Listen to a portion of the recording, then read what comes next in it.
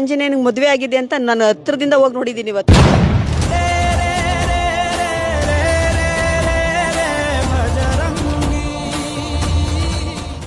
ನಮ್ಮ ಮಗಂಗೆ ಮದುವೆ ಆಗ್ಬೇಕಾಗಿತ್ತು, ತುಂಬಾ ವರ್ಷದಿಂದ ಹುಡುಕ್ತಾ ಇದ್ವಿ, ಆಗಿರ್ಲಿಲ್ಲ. ಇಲ್ಲಿ ಬಂದು ಹೋದ್ಮೇಲೆ ಈ ಸಲ ಹಾಗೆ ಆಗುತ್ತೆ ಹೋಗಿ ಅಂತ ಹೇಳಿದ್ರು ಸ್ವಾಮಿಗಳು. ಅವಾಗ ಹೋಗಿದ್ದೊಂದು ವಾರಕ್ಕೆ ಸೆಟ್ ಆಗ್ಬಿಡ್ತು.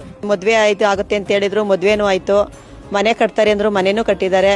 ಮತ್ತೆ ಒಂದು ಹೆಣ್ಣು ಒಂದು ಗಂಡು ಇಬ್ರು ಮಕ್ಕಳಾಗ್ತಾರೆ ಅಂದ್ರು, ಅದು ಆಗಿದೆ. ಅವ್ರು ಬೆಂಗಳೂರಲ್ಲಿರಲ್ಲ, ಫಾರಿನ್ಗೆ ಹೋಗ್ತಾರೆ ಅಂದ್ರು. ಈಗ US ಅಲ್ಲಿ ಹೋಗಿ ಅಚ್ಚುಕಟ್ಟಾಗಿ ಚೆನ್ನಾಗಿದ್ದಾಳೆ.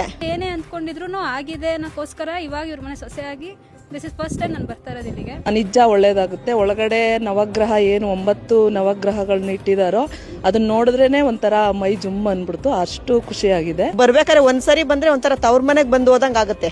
ಅವಾಗ್ಲೂ ಅದೇ ಫೀಲ್ ಇತ್ತು, ಇವಾಗ್ಲೂ ಅದೇ ಫೀಲ್ ಇದೆ. ಶನಿ ಮಹಾತ್ಮ ದೇವಸ್ಥಾನ ಖಂಡಿತ ಇದೆ. ಆ ಶಕ್ತಿ ಇಲ್ಲ ಅಂದ್ರೆ ಇಷ್ಟು ಬೆಳವಣಿಗೆನ ಆಗ್ತಿಲ್ಲ ಈ ಕ್ಷೇತ್ರದಲ್ಲಿ.